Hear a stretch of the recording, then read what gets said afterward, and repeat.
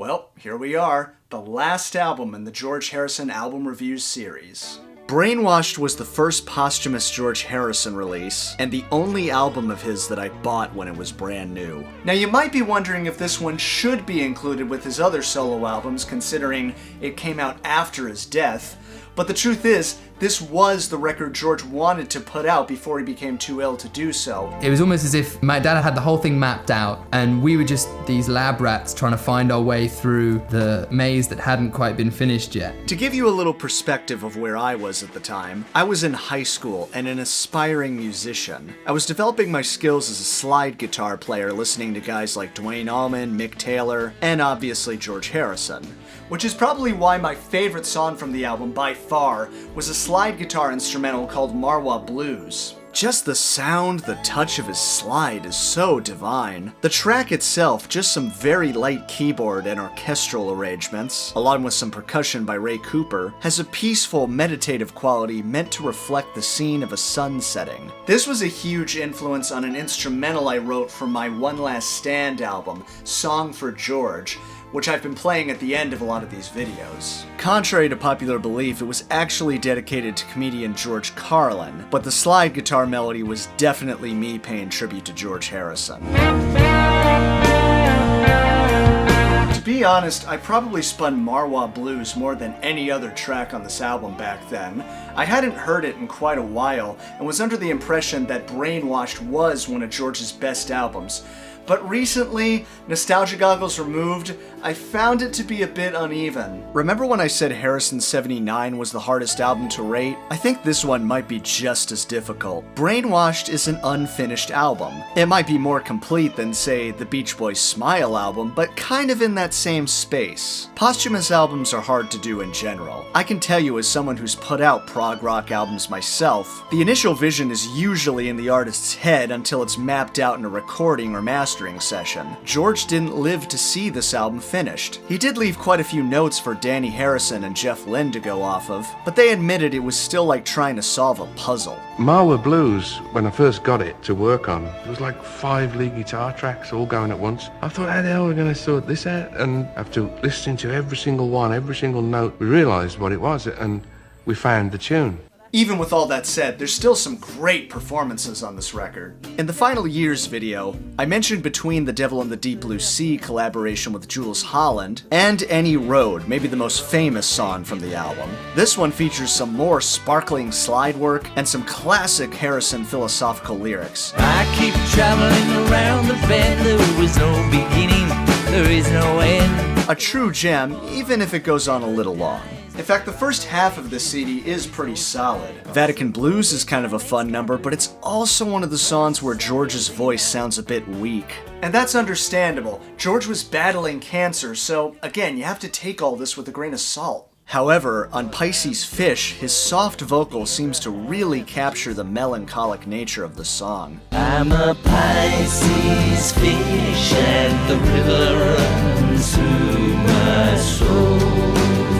It's a beautiful tune with vivid imagery that transforms a life-threatening experience into a work of art that is life-affirming. I try to do my music about what my experiences are. Same thing with Looking for My Life, talk about a pertinent title. And Stuck Inside a Cloud, maybe the most truthful lyrics he wrote in relation to his mortality. I wish I had the answer to it, don't even have the cure. It's a really sad tune lyrically, but the slide guitar riffs almost provide a sense of comfort.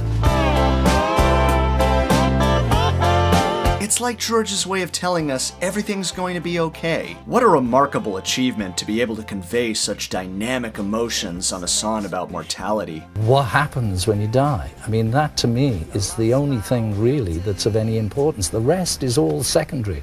Another favorite of mine is Rising Sun, such a unique tune. It's definitely got a Bob Dylan influence, but the chord changes, the slide guitar, the arrangements, and that unforgettable chorus is pure George. We're in the rising sun. Also credit to Jeff Lynne and Mark Mann for those wonderful orchestral touches. He'd just write notes, like chunky cello part with wobble, and Jeff looks at them and is like, oh great, wobble, yeah. Now I mentioned Run So Far appearing on Eric Clapton's 1989 release with George sitting in on the session. Well, it appears on this album too. too, and honestly I'm not a huge fan of this version. On Journeyman, it's got a very soft, quaint sound to it, and the marriage of George and Eric's voices is a true delight. On Brainwashed, it sounds overproduced. This is where the album starts to lose me a little bit, and bear in mind, none of these songs are bad, they just sound unfinished. The title track, honestly, is the one I have the most mixed feelings on. I like the idea of the song and the guitar riffs, but it kinda sounds to me like George was trying to get this song and vocal on tape before it was too late. Again, that's no one's fault. He's doing the best he can in a hopeless situation. Sometimes I just feel I'm actually on the wrong planet. And the Indian textures definitely make up for it. I love that it ends with George singing the chant, a perfect way for him to go out, exiting this world on his own terms. You know, there's two ways you can review this album. One is the more traditional analysis, judging it as a standalone record, where you pick apart a lot of the inconsistencies and shortcomings.